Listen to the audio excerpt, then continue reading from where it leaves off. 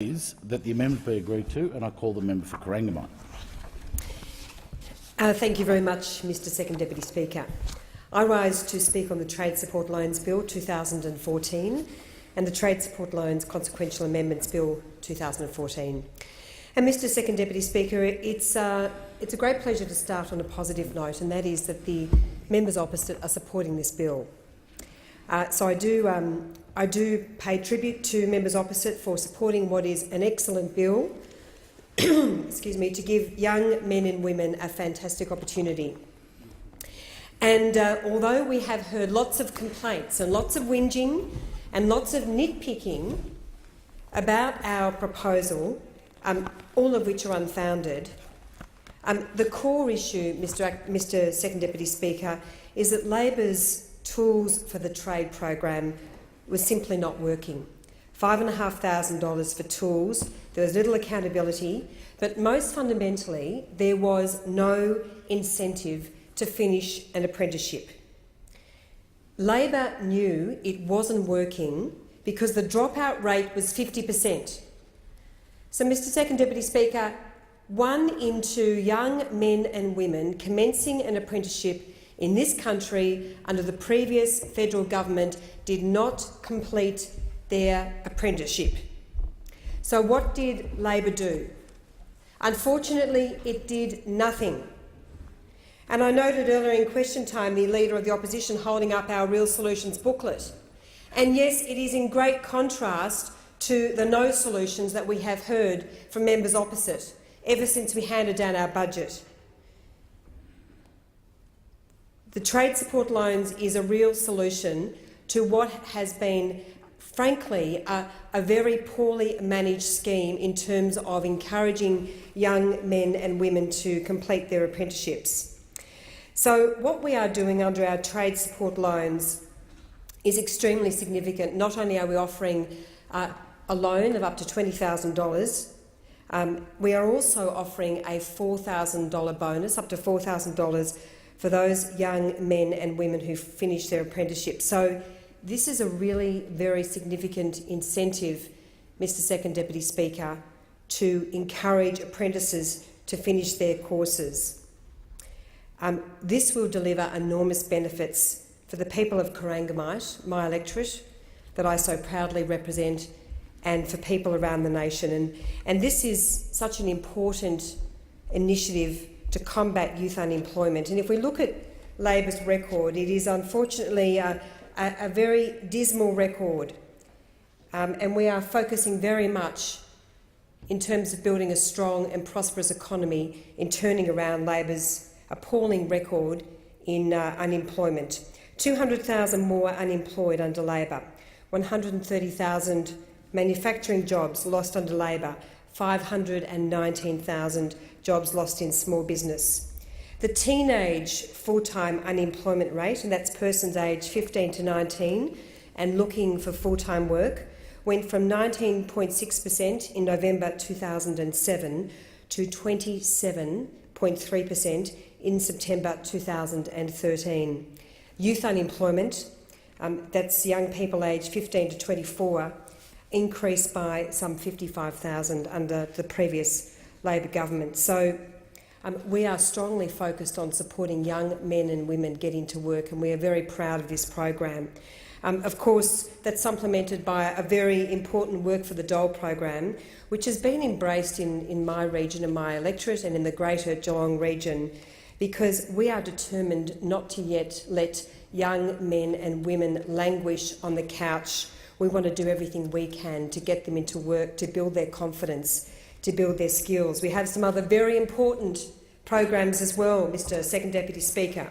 Our job commitment bonus, our relocation assistance for long-term unemployed, and of course our very strong focus on earning or learning.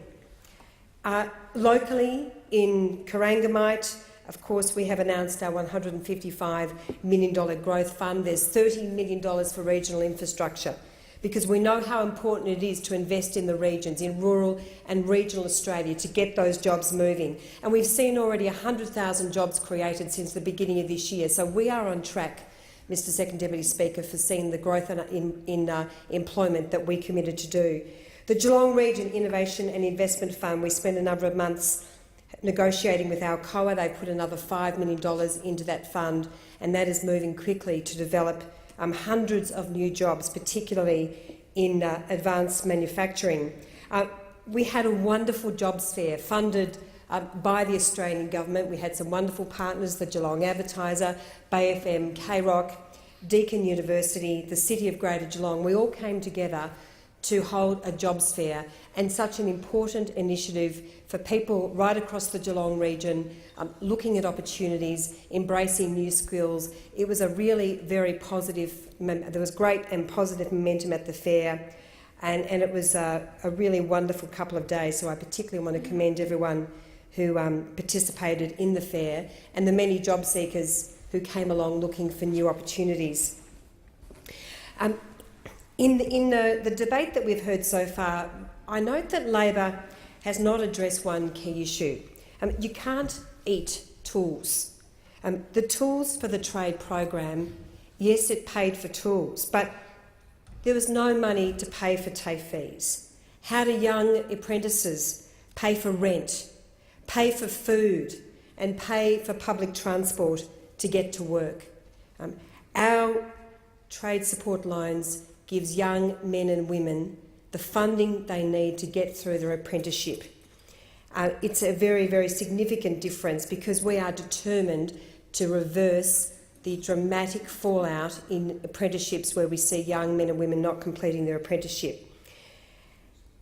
Of course, this is in contrast to some of the harebrained schemes that we have seen under the previous federal government, where we saw money thrown left, right and centre with the promise of jobs and no delivery. And there's some very good examples in my electorate.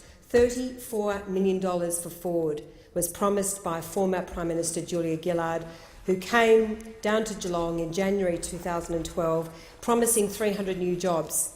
7 months later, there was some 330 jobs lost. $34 million just thrown away like that. $40 million for Alcoa, promising long-term sustainable jobs. And now, of course, 2 years ago, Labor promised the world with this $40 million, and now we see Alcoa closing. Alcoa has given its workers very little notice, and as a result, there are many, many people in my community who are extremely worried. We are determined to invest in long-term sustainable jobs. That's the key difference between this government and the previous government. And we're very, very proud of what we are doing for apprenticeships. And I might say we're also very proud of our positive focus on jobs in our region. And I see that the Parliamentary Secretary for Industry is in the chamber, and we had a wonderful visit to Geelong recently. We went out to Ford. We embraced the fact that there are 490 people continuing to work for Ford in Geelong at the Proving Ground and at the Research and Development Centre in Geelong, and they are the jobs of the future. That's what we're focused on: smart manufacturing, next generation manufacturing, embracing skills and innovation. We got into a wind tunnel, and there's plenty of hot air on the other side of the chamber. But the Parliamentary Secretary and I saw the wonderful technological advancements going on at the Proving Ground. It was great to remind the people of Geelong that we have great skills and we have great energy and we have a great, great future. I do just want to make a small note in relation to the member for Perth's contribution to this debate. She was speaking about the pressures that hairdressers are under, and she made reference to the fact that in Perth, hairdressers are being forced to pay $2,000 for a pair of hair straighteners. Look, either there's been a terrible case of inflation in Perth, or the member for Perth has got her numbers seriously wrong, and I do suspect it's the latter, because in the local hair supply shop in Geelong West, where I visited recently, they were available, professional hair straighteners, for around about $300. So let's not cause unnecessary anxiety for hairdressers, because we understand that the cost of getting the skills that these young men and women need is very important. Mr Second Deputy Speaker, as I mentioned, trade support loans will provide up to $20,000 over 4 years to support apprentices when they need financial assistance the most. The loans will be repayable when the individual's income reaches the higher education loan program, and when the threshold is reached, and at the moment that threshold is around about $53,000. The loans are flexible to meet the needs of each individual. For instance, an apprentice can opt in for 6 months only to buy their tools, or they could save up their first year's payments to buy a second-hand vehicle, then opt out of further payments, or they can just take the full loan to cover living expenses. So it's flexible because we understand that different apprentices in different trades have different needs. And let me just correct one other issue. Recently the Greens claimed that it would take apprentices some 50 years to repay the loan. Well, we all know that when it comes to numbers, the Greens can't count. They have very little economic credibility, and this is yet one more example. The average time, in fact, and I will correct the record, to pay off the full loan amount with the 20% completion deduction will be some 5 years after repayments start, or 8 years after completing their apprenticeship. As stated in our election policy, trade support loans will be repayable at the same income thresholds, of course, as university help loans. So we're very proud of this election commitment, Mr Second Deputy Speaker. This is an election commitment that will commence on the 1st of July 2014. It's estimated that it would deliver some $1.9 billion in loans over 4 years. So this is so positive for young men and women, for workplace productivity, and for my electorate of Corangamite, and for apprentice schemes all around the nation. And I commend this bill to the House.